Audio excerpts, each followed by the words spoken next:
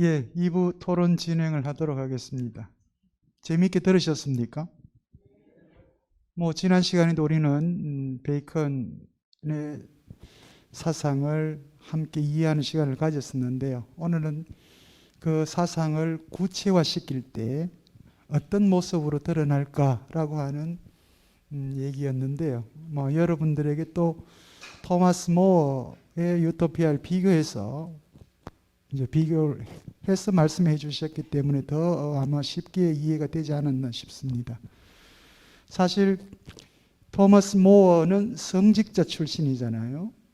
영국 국교회인 성공회의 성직자 출신이고, 또 토마스 베이컨은 여러분 아시다시피 정치가 출신입니다. 그럼에도 불구하고 그 성공회라고 하는 국교회의 그늘에 있는 사람이죠. 믿었다 안 믿었다 이거는 우리가 알 수는 없지만 그 문화 속에 있고요. 끊임없이 성경 구절 인용해서 자기의 저서를 설명을 하고 있기 때문에 우리는 그럼에도 불구하고 그도 그리스도인이었다라고 이제 생각을 한다면 두 사람의 삶의 방식도 매우 달랐고 그들의 사상도 매우 다르다는 것을 우리가 유토피아와 신아틀란티스를 통해서도 또 확인할 수가 있습니다. 불과 얼마 차이 안 나는 시간인데도 불구하고 왜 이렇게 달랐을까라고 하는 부분들이죠. 우리는 지난 시간에 르네상스 시기를 통해서 우리 토마스 모어의 유토피아를 경험했고요. 오늘은 이제 바로크 시대라고 이제 표현하기도 합니다만 그 시간적 차이는 별 것 없습니다. 그럼에도 불구하고 이 16세기 말 17세기는 유럽에서는 대부분 사상사에서는 그렇게 표현들 하기도 하죠. 천재들의 세기다 이렇게 표현합니다. 혹은 과학혁명의 세기다 이렇게 표현하기도 하고요.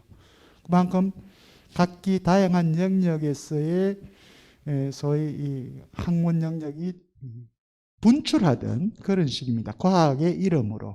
그중에 대표적으로 프랜시스 베이컨도 정치가였지만 그럼에도 불구하고 그들과의 상호 인적 네트워크를 통해서 아마 많은 지적인 훈련을 받았던 것 같아요.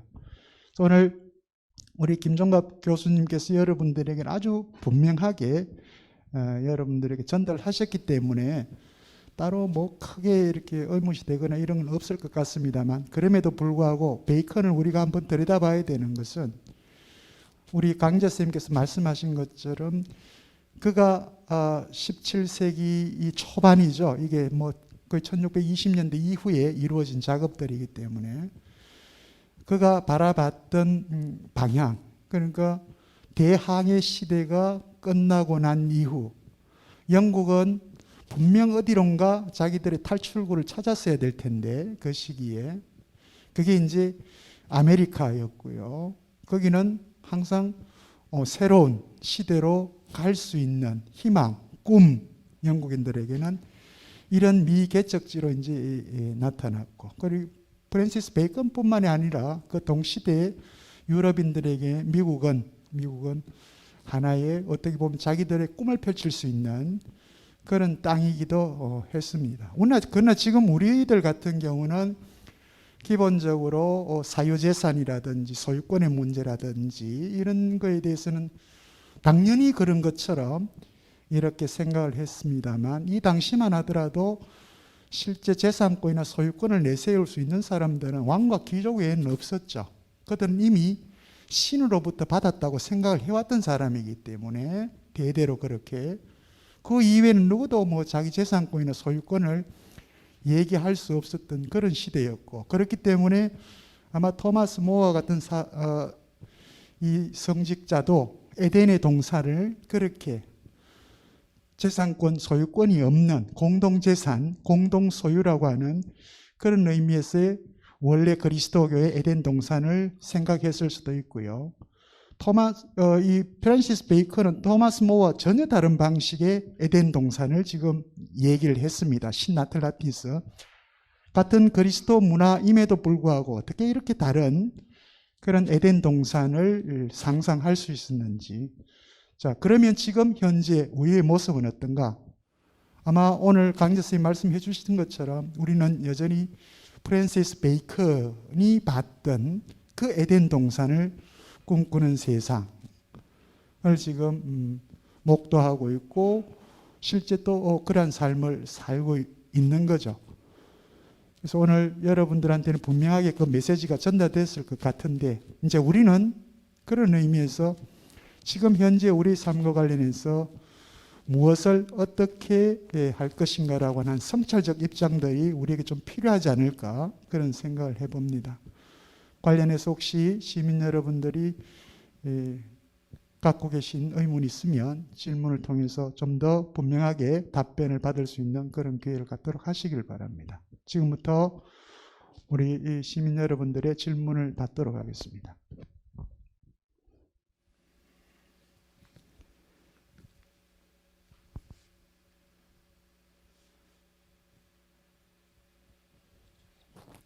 예, 이병옥 선생님.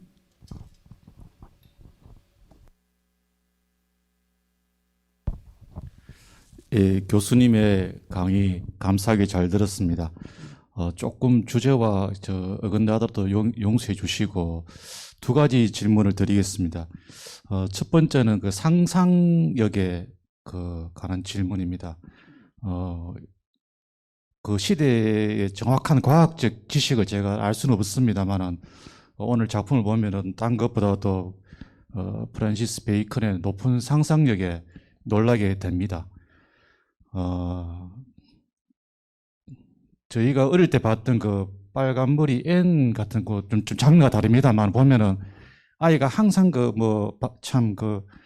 불숲에 이는 바람 하나만 봐도 또 상상을 하고 잔잔한 호수 수없이 그 꿈을 이야기하고 상상을 하는데, 제가 질문 드리고 싶은 것은 저희가 지금 이제 그 엄청난 과학 시대, 요즘 메타버스라고 하기도 하고, 우리가 이제 예전에 밤하늘의 별을 굳이 보지 않더라도 참 조금만 있으면 가공할 만한 가상의 공간에서 그 이상을 초월하는 그런 그 경험을 이제 할 수 있는데, 이렇게 초과학적인 어떤 그 시대에 과연 상상의 의미가 달라질 수 있는 건지, 안 그러면 상상력이 우리 힘이라기다 그것이 어떻게 또 정의 내릴 수 있는 건지 한번 묻고 싶습니다. 두 번째는 아마 다른 곳에서도 질문을 좀 받으셨을 것 같은데, 여기에 몸문화연구소라고 되어 있는데 굉장히 좀 생소하고, 교수님은 인문학자이신데 저희가 그냥 몸 그러면은 이렇게 육체적인 어떤 것만 자꾸 생각하는데, 여기에 대해서 좀 저희가 또 잘 모르는 점이 있으면 몸문화연구소 한번 여쭙고 싶습니다. 예, 고맙습니다. 두 가지 질문인데 분명한 것 같아서 바로 답변해 주셔도 좋을 것 같습니다. 예, 질문 우선 감사드리고요. 마이크가 작동하고 있습니까? 잘 지적을 하셨는데, 사실 현대 가상 문화, 핸드폰이 됐든 사이버 공간이 됐든 너무나 훌륭하게 모든 것들을 상상력을 구체화시켜서 보이기 때문에 어찌 본다면 우리가 상상할 필요가 있을까? 문명이 대신 상상해주고 나는 그냥 즐기기만 하면 된다. 그래서 상상력을 만들어내는 문화산업하고 소비자고 이런 식으로 이제 분리가 될 수 있을 것 같기도 한데요. 근데 그럼에도 불구하고 아무튼 우리가 그러한 최첨단 과학기술을 우리가 어떤 식으로 활용할 것인지, 그건 우리 개별적인 개인의 상상의 영역입니다. 그리고 이때 제가 이제 주목하고 싶은 것은, 꼭 생긴 대로 논다 이런 얘기를 많이 하잖아요. 제가 입을 열면 집사람은 무슨 말 할지 이미 알고 있습니다. 왜 꼭 김종갑처럼 말을 하냐, 밥맛이다. 박종갑처럼 좀 얘기를 하면 남편이 다정하고 조금 살갑고 등등 그럴 텐데 왜 꼰대처럼 말을 하는가? 그러면 왜 프랜시스 베이컨이 그 당시에 모든 과학기술 가지고 그렇게 상상을 했을까? 이건 전 상상이 굉장히 권력적이고 위험하다고 생각을 하는 게, 우리가 만약에 극단적인 예를 한다면 저놈을 왕따시키자. 그랬을 때 우리가 왕따시키기 위해서는 언제 합리화를 필요로 하거든요. 저놈은 버릇이 되게 나빠. 그렇게 정당화를 시키고 나서 왕따를 시킵니다. 나쁘다, 나쁜 놈이라고, 버릇이 나쁜 놈이라고 상상하는 것이죠. 그리고 그것은 그는 왕따시키고 싶은 내 욕망을 정당화시켜주는 것이죠. 그러면 베이컨이 뭐 자연을 정복해야 되는데 뭐 자연은 타락이고 등등 이런 식으로 했을 때 진짜로 자연의 타락을 한 게 아니라 자연을 정복하기 위해서 합리화를 시키기 위해서 그런 식으로 상상력을 발동을 한 것이죠. 가령 신대륙을 보면서, 아메리카 신대륙을 보면서 굉장히 조화롭고 아름답다. 그러면 아름다우니까 그냥 감탄하면서 직접 입 벌리고 지켜보면 되거든요.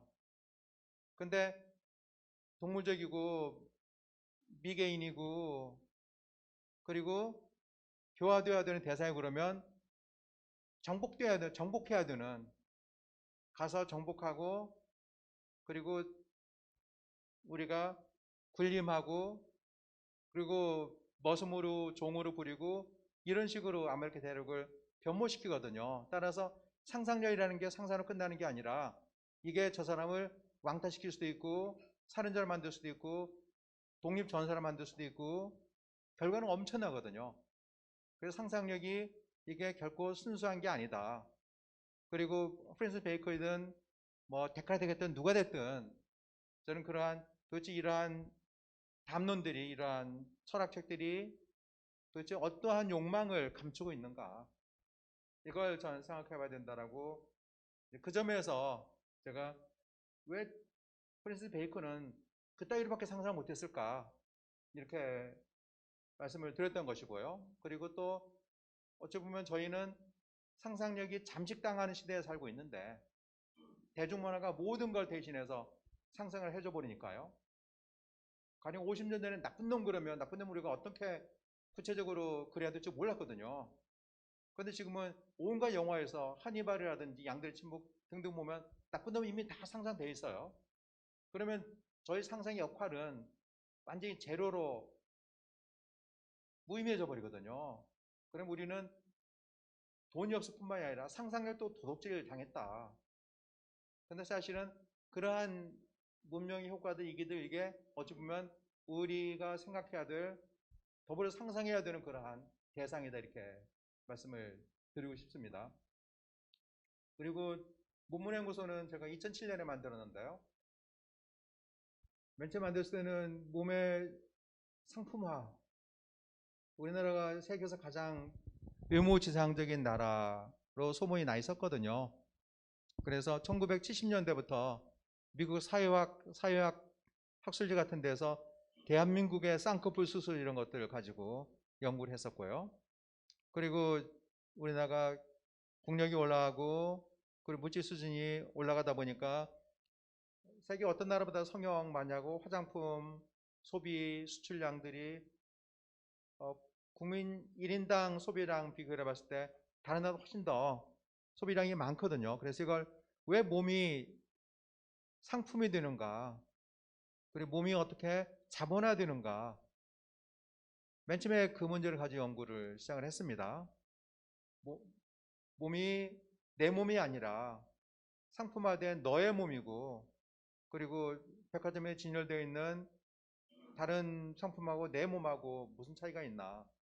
그리고 모델들은 걸어다니는 상품이잖아요. 근데 그 다음에 이제 몸을 감정의 관점에서 접근하기 시작을 했습니다. 즉 지금 이제 저희들이 같은 공간에 있는데 보고 바라다 보고 얘기 듣고 들리고 하면서 몸에 미세한 변화들이 발생하거든요. 기분이 좋아질 수도 있고 나빠질 수도 있고 슬픔에 잠길 수도 있고 아니면 보다 낙천적이 될 수도 있고요.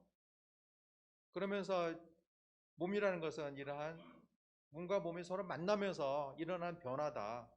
그걸 감정 정동이라고 표현을 하고요. 그래서 그런 정동의 관점에서 우리가 어떻게 몸에 대해서 새로운 담론을 만들어낼 수 있을 것인가, 그런 걸 연구하고 있습니다. 그러면서 가령 혐오라는 것도 그 점에서 논의를 하고 있고요. 그리고 이걸 또 이제 과학기술을 연장시키면 포스트 휴머니즘적인 몸, 현상이 우리 생물학적 인간하고 어떻게 다른지 등등 이런 것도 연구를 하고 있습니다. 질문 감사드립니다. 예. 혹시 여러분들 중에 최근에 KBS에서 한국의 미라고 하는 다큐멘터리 방영하신 걸 보신 분 있습니까? 뭐 저도 정확하게 본 건 아닌데 우연히 이렇게 그 다큐멘터리를 보다가 이제 핵심적인 내용은 이거예요. 한국의 미라고 하는 것은 이제 한국만의 고유한 전통 이렇게 표현할 수가 있겠는데 우리는 지금 K-팝 이렇게 해서 한국만의 고유한 것 이런 표현을 쓰잖아요. 그런데 거기서 이야기할 때 한국만의 고유한 내재적인 전통, 아름다움, 미를 표현했을 때 그것들이 적어도 시기적으로 보면 1987년 이전까지만 하더라도 한국에서는 있었다. 그런데 87년 민주화운동 그리고 88년 올림픽이 열리면서 대한민국이 이제 세계에 알려지게 됐다는 거죠. 그 전까지는 대한민국이라고 하는 나라에 대해서 전혀 관심이 없었는데 알지도 못했고 그 과정을 통해서 대한민국이라고 하는 나라가 세상에 이제 알려지게 되고 근데 알려지는 과정에서 바로 이제 모든 개개인들의 억압된 자유에 대한 의식이 이제 해방감을 맛보게 되었다는 거죠. 특히 젊은 세대들이. 그러면서 무분별하게 서구의 문화를 그대로 받아들였다는 거예요. 모든 서구의 문화 산업을 그렇게 일방적으로 받아들이는 과정이 이제 90년대 이후라고 이제 그렇게 하면서 그 과정에서 한국의 고유하고 내재적인 그런 아름다운 미라고 하는 전통이라고 하는 것이 그때 거의 대부분 많이 사라졌다. 제대로 우리가 그것들을 지켜내지 못했다라고 하는 내용의 제가 그 다큐멘터리를 KBS를 통해서 이렇게 봤는데 어떻게 보면 지금 K-팝이라고 하는 거 우리는 자랑스럽게 생각을 또 하기도 하지만 다른 한편으로 보면 여러분 BTS다 이런 친구들 음악들이 우리 한국 K-팝이면서 또 세계적이라고 이야기를 하잖아요. 그러나 사실 그 K-팝에 방금 우리 선생님께서 말씀하셨듯이 몸을 상품화해서 문화산업으로 만들어가는 과정 중에 인위적으로 하나의 만들어진 그 몸을 상품한 아이들과 그리고 그 노래라고 하는 것은 이미 국제적인 그 작곡가들의 협업 과정을 통해서 이렇게 이루어지는 거거든요. 그러니까 미국적 정서, 유럽적 정서, 아프리카적 정서 이런 문화들이 복합적으로 이루어져서 하나의 노래가 탄생을 하는 과정이 있고 자 그렇게 된다면 과연 그게 K-팝, K라고 하는 코리아라고 하는 걸 넣을 수 있는가라고 하는 또 이제 문제도 생기는 거죠.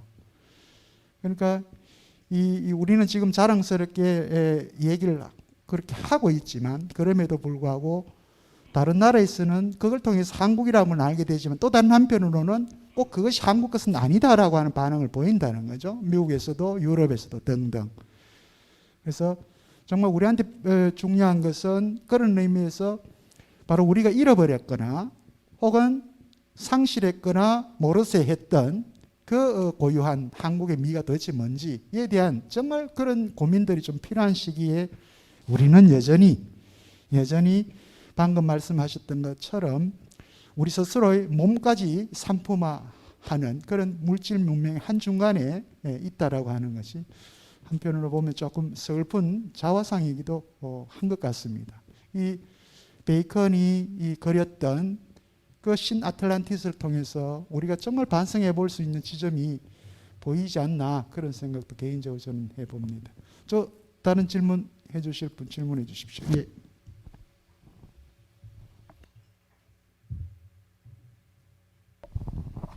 두류동에서 온 이영희입니다. 오늘 예문까지 들어주시면서 자세하게 설명해 주신 교수님 강의 잘 들었습니다. 저는 두 가지가 궁금한데요. 저희들이 지난 학기에 셰익스피어에 대해서 공부를 했습니다. 근데 이 베이컨의 생물 연대로 갈 것 같으면은 셰익스피어하고 동시대인이거든요. 그리고 베이컨이 한 10년 정도 더 살은 걸로 알고 있는데 그렇다면은 셰익스피어가 4대 비극을 쓰고 5대 희극을 집필하면서 무대에 올릴 때 베이컨은 법관으로 생활을 했잖아요. 그러면 이 두 걸출한 거물을 혹시 교류는 없었는지 사상적으로 주고받은 건 없었는지 그런 흔적이 혹시 남아있는 건 없는지 그게 좀 궁금했고요.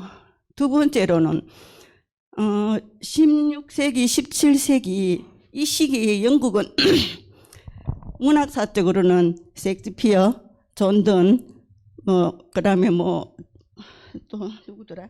존 밀턴 이런 지금 영국이 자랑하고 있는 3대 시인이 이 시기에 등장했지 않습니까? 그렇다면은 철학사적으로는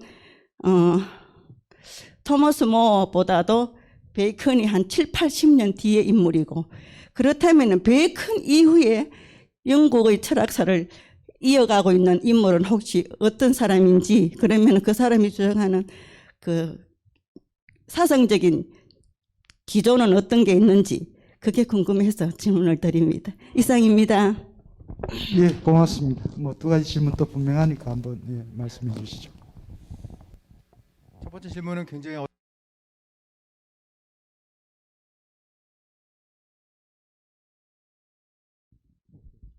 우선 제가 셰익스피어에 대해서 잘 모르는데요.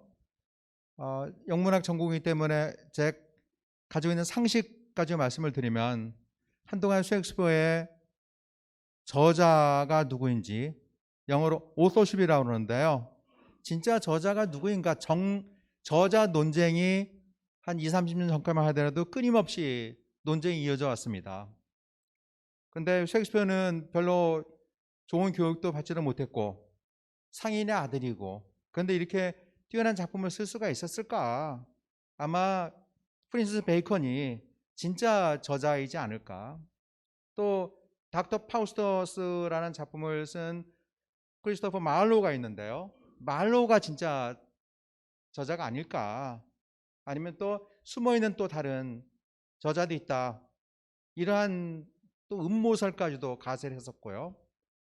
근데 지금은 그런 논쟁이 어느 정도 자제로된 걸 알고 있는데 아무튼 너무나 뛰어난 작품이기 때문에 감히 누가 이 정도로 쓸 수 있을까?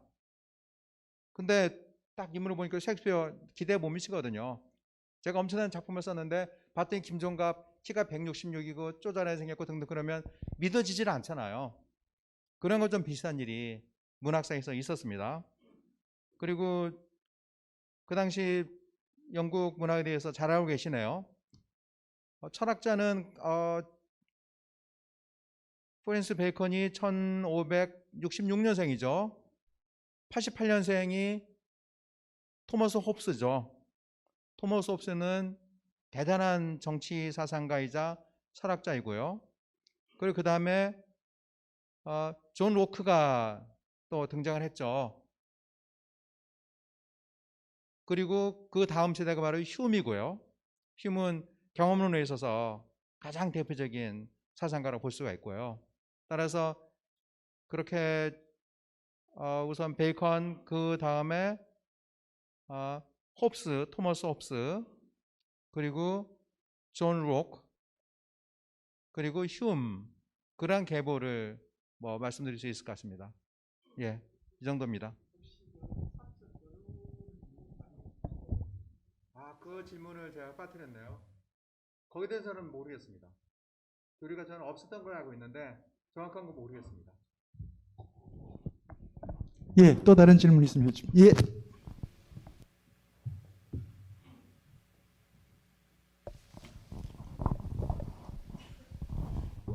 예. 저는 상인동에서 온 건순치입니다.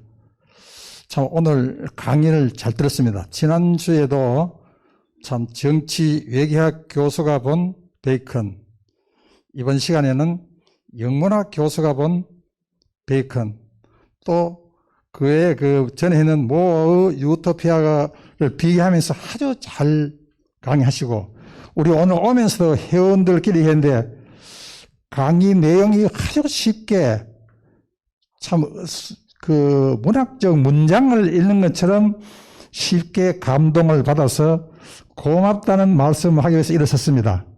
특히 그리고 오늘 앞에 또 아까 이병수 질문을 많이 하셨는데 저는 베이컨에 대해서는 앞에 질문도 하고 거의 대강 제가 알고 싶은 건 거의 다 알았는 것 같고 오늘은 아까 이병욱 선생님도 말씀하셨는데 몸 연구 여기에 대해서는 김종박 교수님의 저서 근대적 몸과 탈근대적 증상 시간이 없지만 더 짧게 하참 동대구에서 걸어오셨다.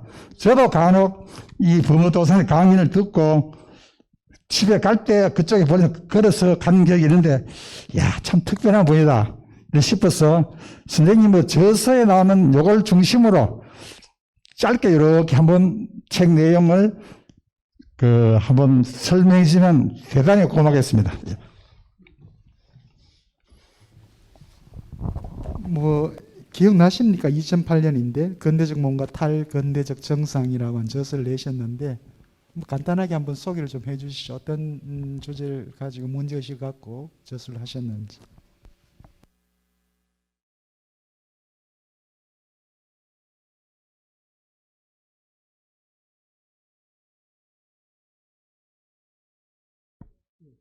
그리고 또 뭐 십몇 년 전이기도 하고요. 근데 간단히 요약을 드린다라면 근대적인 몸이라는 것은 몸과 마음의 분리거든요. 근데 몸과 마음이 분리될 수가 없는데 분리되어 있다는 걸 정당하기 위해서 엄청나게 많은 철학자들이 덤벼들었고 불면의 밤을 새우면서 잉크를 적셨죠. 근데 설명할 수 없는 이제 몸과 마음이 분리되어 있는 게 아니라 서로 결합되어 있다는 사실을 인정할 수밖에 없어. 그것들이 이를테면 철학사, 문학사에서는 일종의 증상으로서 나타났다. 이렇게 말씀을 드리는 겁니다. 그리고 한마디로 달리 말씀을 드린다면 우리는 몸하고 마음과 다르다 그러는데 우울증 걸리면 사실 몸하고 마음의 차이가 갑자기 희석되고 차이가 없어지고 몸이 마음이 되고 마음이 몸이 되는 그런 묘한 지점에 서게 되거든요. 이것을 저는 탈근대적인 증상으로 이름을 붙였습니다. 네, 이상입니다. 예, 그 방금 답변 드린 것처럼 그 몸과 마음을 그렇게 두 개를 완전히 절단시킨 사상가를 다음 주에 만나게 됩니다. 예, 데카르트를 통해서 우리가 한번 확인해 보십시오. 왜 데카르트는 몸과 마음을 저렇게 나누었을까? 그것도 이제 바로 이 근대적 세계관하고 직접 관련되어 있는 문제이기 때문에 예. 또 다른 질문 있으면 받겠습니다. 예.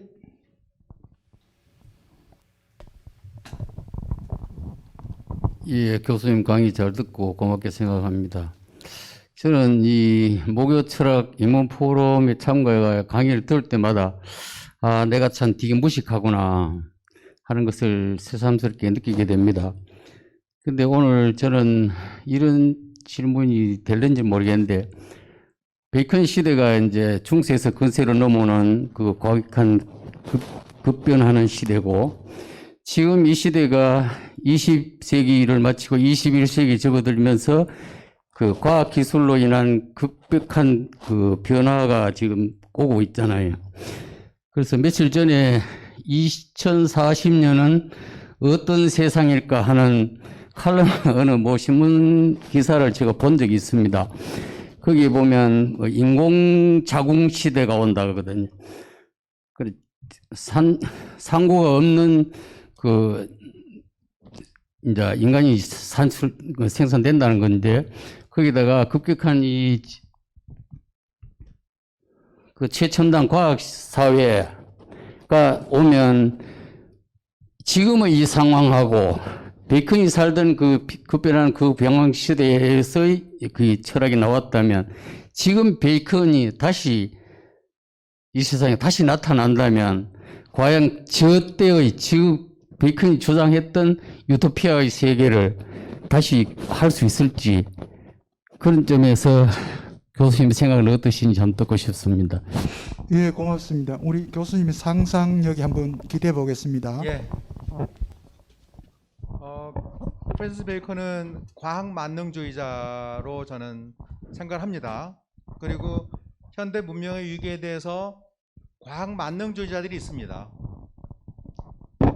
과학기술에 의해서 초래된 위기는 과학기술로 해결할 수가 있다. 나에게 내가 독이 묻은 창으로 찔렸다라면 그 창으로만 내 상처를 치유할 수 있다. 이게 과학 만능주의자들이거든요. 그러면 뭐 CO2 문제든 기후변화 문제든 이건 국지적으로 뭐 기온을 변화시킨다라든지 아니면 대기권을 어떤 식으로 변화시킨다라든지 이런 걸 통해서 해결할 수 있다는 사람이 있거든요. 근데 이건 저는 굉장히 위험한 발상이라고 생각을 하고요. 그리고 또 인공자궁을 말씀하셨는데 인공자궁도 남녀 관계가 너무나 불평등하고 인간의 역사가 남성 동지들이 여성 동지들을 착취하고 억압하고 그리고 압제한 역사이기 때문에 그 근본적인 원인은 출산에 있다. 따라서 미국의 파이어스톤 같은 페미니스트는 남녀 해방은 여성의 해방은 출산의 자유 없으면 불가능하다. 그래서 이미 1970년대에 인공자궁 주장을 했습니다. 출산으로부터 우리가 해방되면 그러면 가부장제 그냥 놔둬도 무너진다. 남자들 고개 숙이는 남자 된다.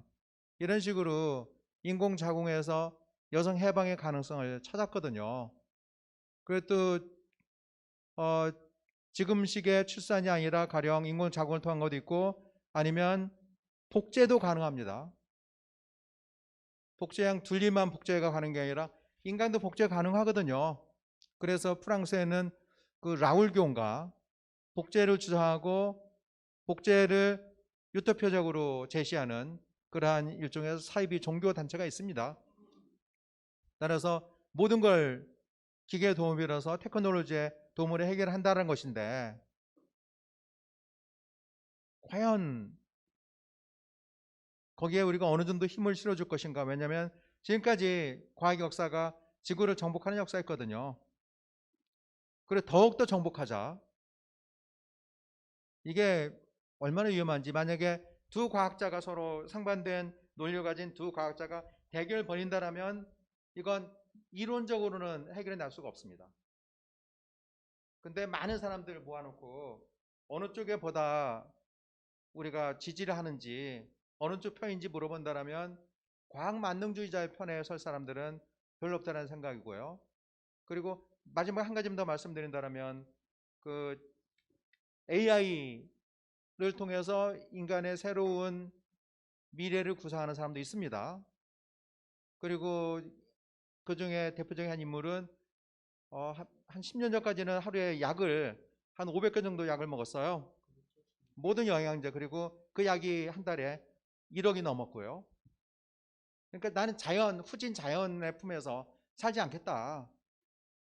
내 엄마가 형편없다라면 나는 다른 엄마 구하겠다 등등 이런 식으로 이제 자연을 그런 식으로 과학 기술로 문명으로 대체하려는 시도거든요. 근데 그게 얼마나 속절없고 어리석은지 더 이상 말씀 못 드리겠습니다. 예. 아까 그 말씀하신 신흥 종교입니다.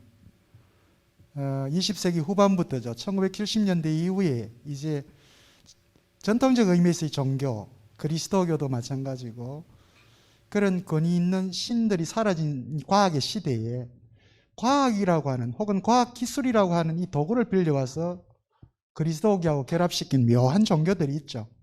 그 중에 방금 선생님께서 말씀하신 라엘이라고 하는 프랑스 출신의 라엘리안 무브먼트라고 하는 종교가 있습니다. 한국에도 그 종교 신자들이 꽤 많아요. 일본에서 제일 많고. 네. 이건 소위 말하는 생명공학을 기반으로 한 집단이죠. 그러니까 사실 프랑스나 영국의 소위 자연과학자들 중에 항상 과학자들이 절대적으로 신뢰하는 건 호기심이잖아요. 뭔가 새로운 것을 발견해 보겠다는 이런 생각을 갖고 있는 사람들. 프로젝트를 주는 거죠. 예. 그러니까 우리가 예전에 황우석 교수가 이야기했던 줄기세포 복제 문제라든지 영국에서의 둘리 복제라든지 이런 것들이 가능하게 했던 것 중에 가장 대표적인 종교단체가 바로 이 라일리안 무브먼트라고 하는 이 종교단체입니다. 그 외에도 여러분 다 아시겠지만 사이언톨로지와 같은 이런 종교들도 있고요. 예, 그들이 이제 앞세우는 게 바로 이 방금 선생님께서 말씀하신 과학기술 절대주의입니다. 일종의 과학기술 만능주의죠. 모든 것들은 과학기술로 해결할 수 있다. 기존의 전통적인 의미에서 신이 해왔던 그 절대적 권력, 그 권위를 과학기술로 대체할 수 있다라고 생각하는 사람들입니다. 예. 우리는 쉽게 또 현혹이 되죠. 그죠? 그런 부분에서. 예, 그런 문제들이 있습니다. 예, 또 다른 질문 있으면 받도록 하겠습니다.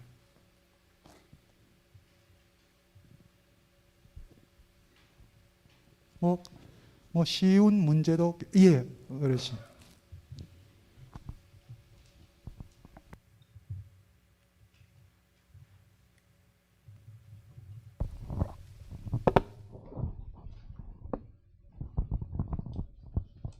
봉덕동에 사는 김봉수입니다. 오늘 교수님 타이틀이 이제 근대의 유토피아, 프랜시스 베이컨이나 혹은 토마스 모어의 그 유토피아를 말씀하실 때 그 당시에 철학적인 사상적인 문제를 지금 살고 있는 한국에 옮겨와서 우리가 볼 때에 아무리 좀 혼잡하고 어렵고 미래가 좀 불확실하더라도 한국이 어떤 유토피아를 가졌으면 좋겠는가 하는 데 대한 교수님의 한 말씀 짧게 전해주시면 고맙겠습니다. 예, 고맙습니다. 또 한 번의 상상력을 부탁드립니다. 예. 저는 제 입장은 간단하고 단순한데요. 덜 먹고 덜 쓰고 많이 놀자로 요약될 수가 있고요. 그리고 먹이 사슬을 인간이 최고의 포식자로서 호랑이, 사자, 표범, 늑대 다 몰아내고 인간이 최고의 포식자가 되면서 자연의 먹이 사슬이 완전히 망가져 버렸거든요. 그래서 리와일딩, 영어로 다시 먹이 사슬을 회복을 하자. 그래서 이렇게 말하면 아마 뺨 맞을 겁니다. 지리산에 호랑이를 데려오자. 그리고 지금 우리가 호랑이가 우리 지리산은 안방처럼 우리가 등산하고 들락이는데 거기 호랑이에게도 호랑이의 생존권을 보장을 해주자. 그러면 인간이 보다 겸손해지지 않을까. 인간도 먹기만 하는 존재가 아니라 먹힐 수도 있고, 그리고 위험을 호랑이와 같이 분담을 해야 되고, 그러면서 우리가 자연과 새로운 관계를 맺고, 그리고 그러기 위해서는 덜 먹고 덜 쓰고 많이 노는 이러한 삶의 변화가 필요하다. 저는 그렇게 생각합니다. 뭐 만족하십니까, 선생님? 근데 제가 조금 거기에 한번 덧붙여 볼까요?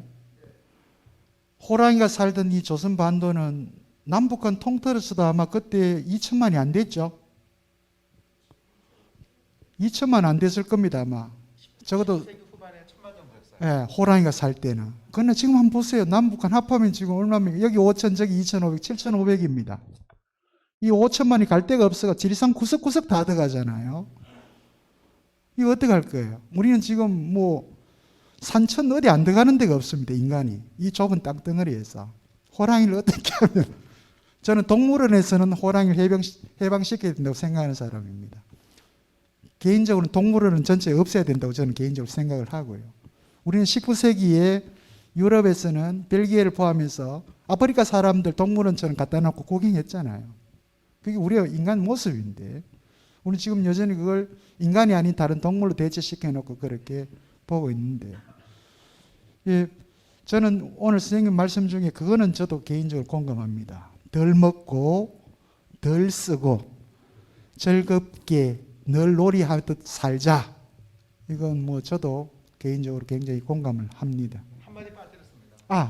하십시오. 예? 덜 일하고. 덜 일하고, 예.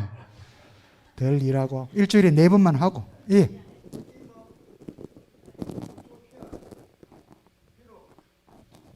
마이크 드리겠습니다. 비록 유토피아는 최초로 토마스 모아가 시작했으나